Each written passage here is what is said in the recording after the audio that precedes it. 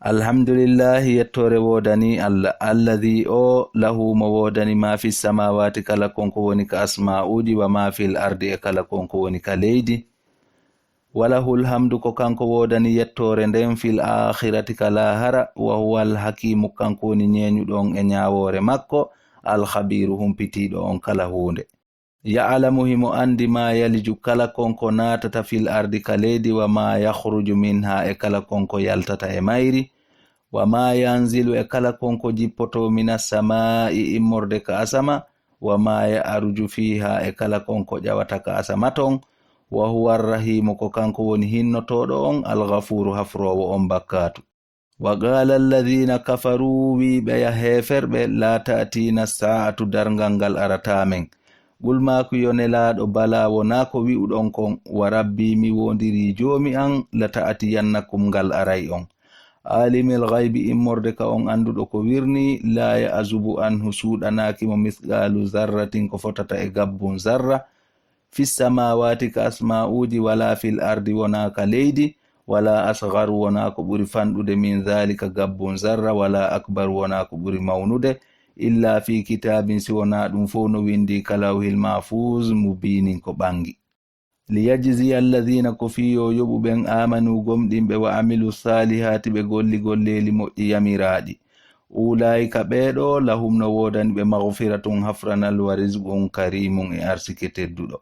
walladhina ɓe yas'aw wonɓe yahude fi ayatina e aybingol ayeje amen ɗen mu'ajizina ɓe ronkina yimɓe ɓen gomɗingol ayeje ɗen ulaika ɓeɗo lahum no wodani ɓe azabun lette min rijzin immorde e noneji e lette alimum musuɗe wa yara alladhina no yi'a ɓen utul ilma okkaɓe andal alladhinde alqur'anare unzila jippinande ilayka faade e maɗa yonelaɗo min rabbika immorde e jomi maɗa huwal haqqa ko nde e woni gonga wa yahdihi nde fewna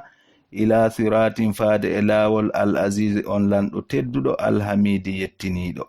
wa qala alladhina wi'ɓe yakafaru heferɓe hal nadullukum yalliyo men tindin on ala rajulin e dow gorko yunabbi'ukum mono humpita on idha muzziqtum si woni on muncitama kulla mumazzaqin kala muncitande innakum no onon la fi ghalqin on wonoyay e tagu jadidin hesu aftara ɓe wi o fefindi woni alallahi o dambe Allah kadiban fenande ambihi kawon e makko jinnatum fetere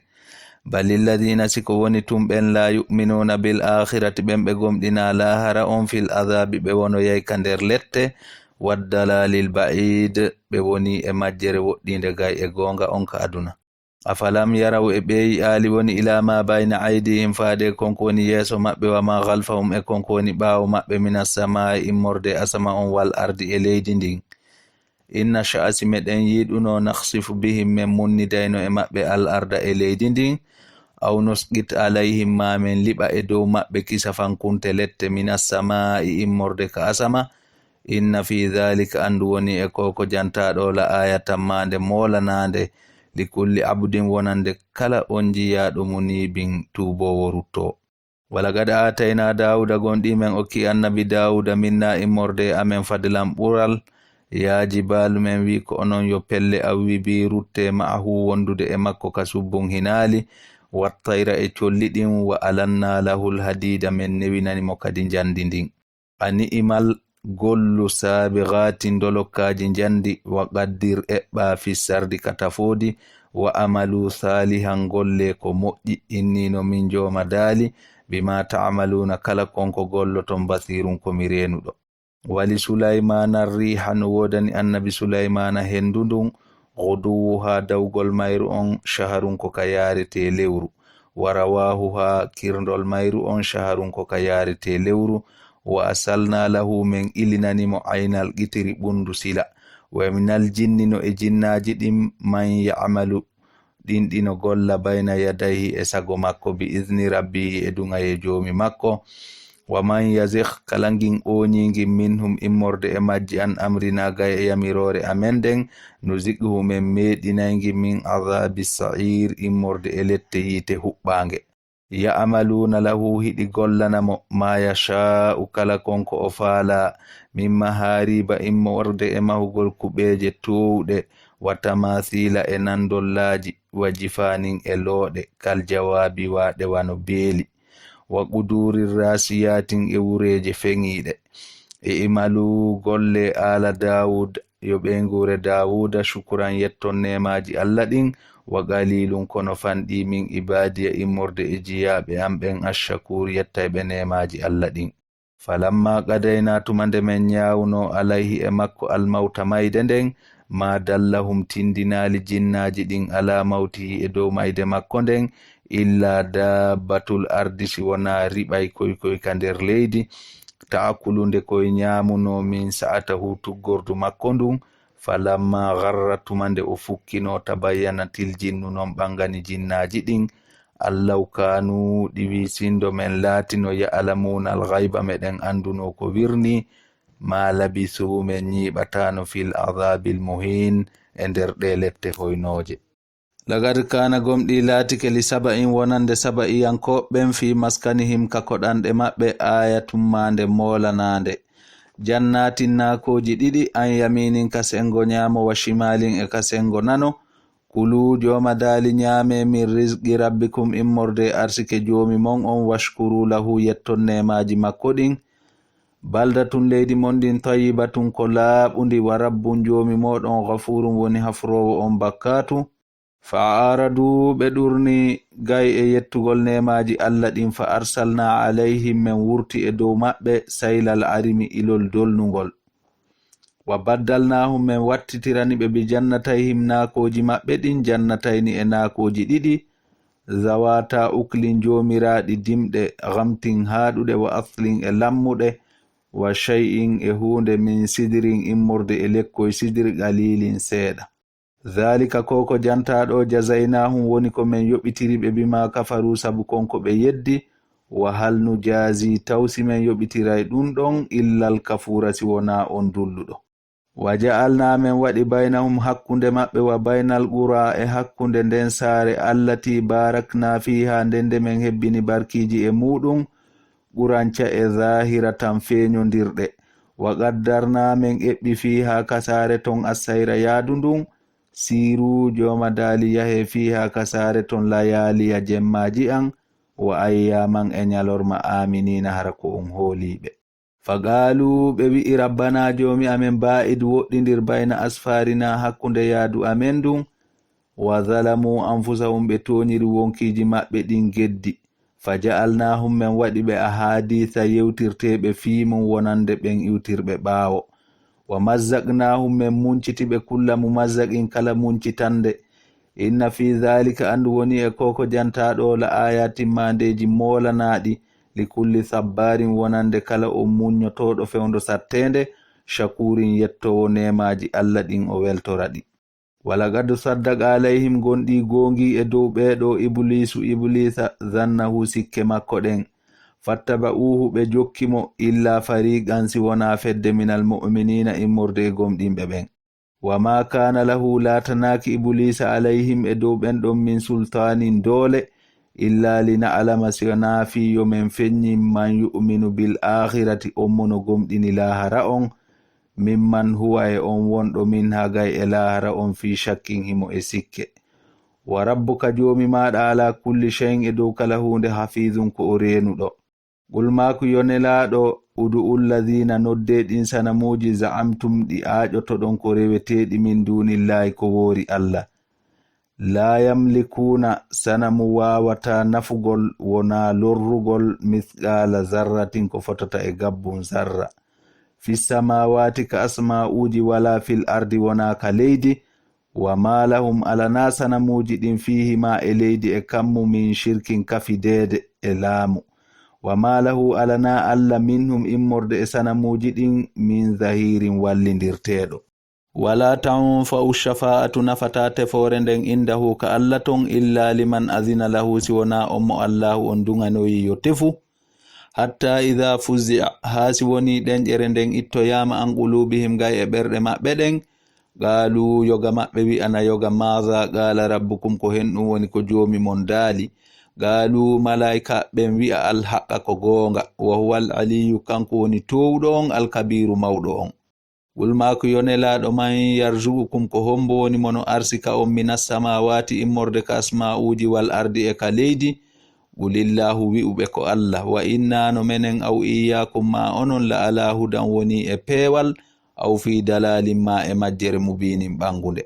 gulmaako yonelaaɗo la tus'aluna on landitoytaake amma ajiramna gay konko men bakkon ɗini wala nus'alu men landitetaake amma ta'maluna gay konko golloton gulmaako yonelaaɗo yajma'u baynana moɓindiray hakkunde meɗen rabbuna joomi meɗen summa yaftahu hooti o ñaawa baynana hakkunde meɗen bil haqqi e goonga wa huwa alfattahu kanko woni ñaawowo on al alimu anduɗo on gulmaako yonelaaɗo aruni ya hollelan alladhina ɗin sanamuji alhaqtum bihi ɗi wattuduɗon e Allah shuraka ko kafidiɗi e makko ka dewal kalla o Allah ala kafidiɗo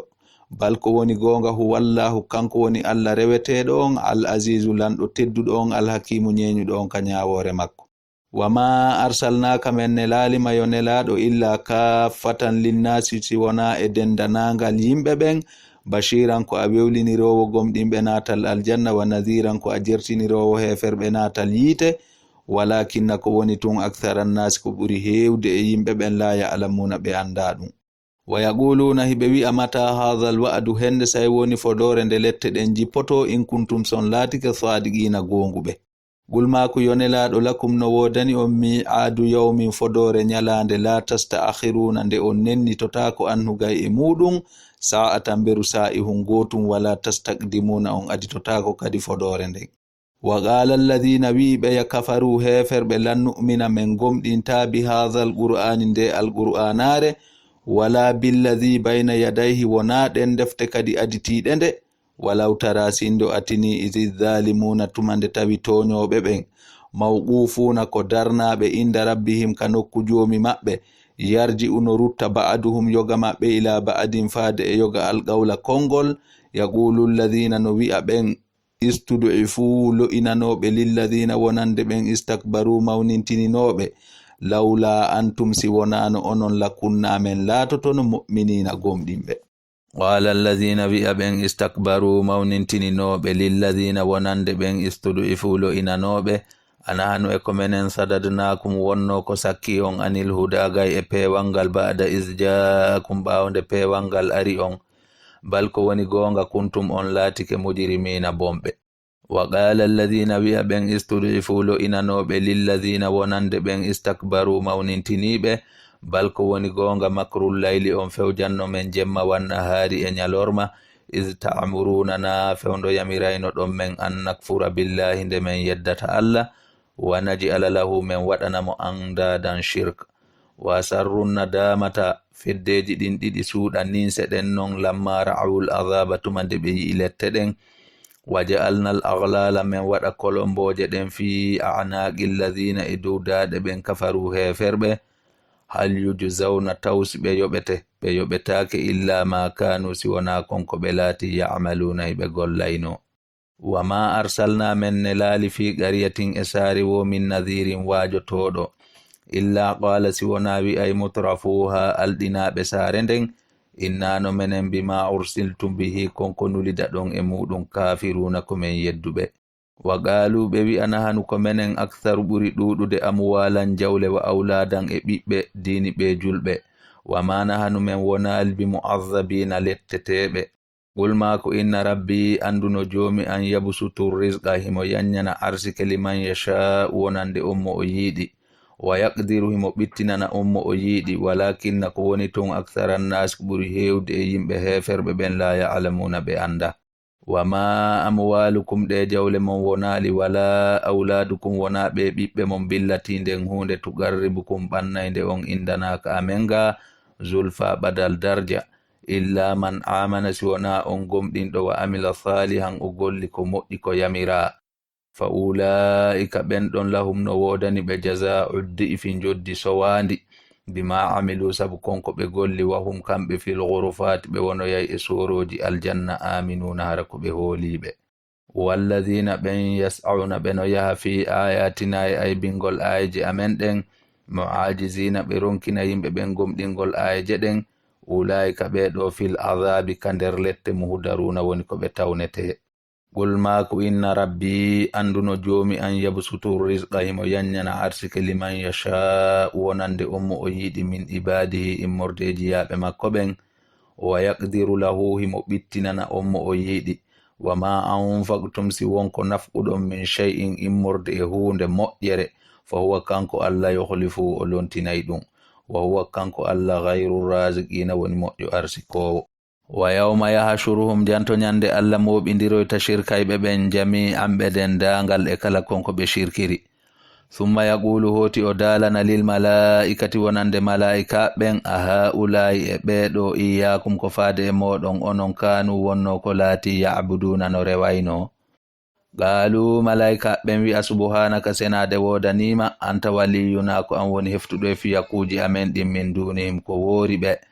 bal ko woni gonga kanu ɓe laatino ke ya'buduna al jinna hiɓe rewayno jinnaji ɗin aktharuhum ko ɓuri ɗuɗude e maɓɓe bihim koye jinnaji ɗin mu'minuna wonno ko ɓe gomɗini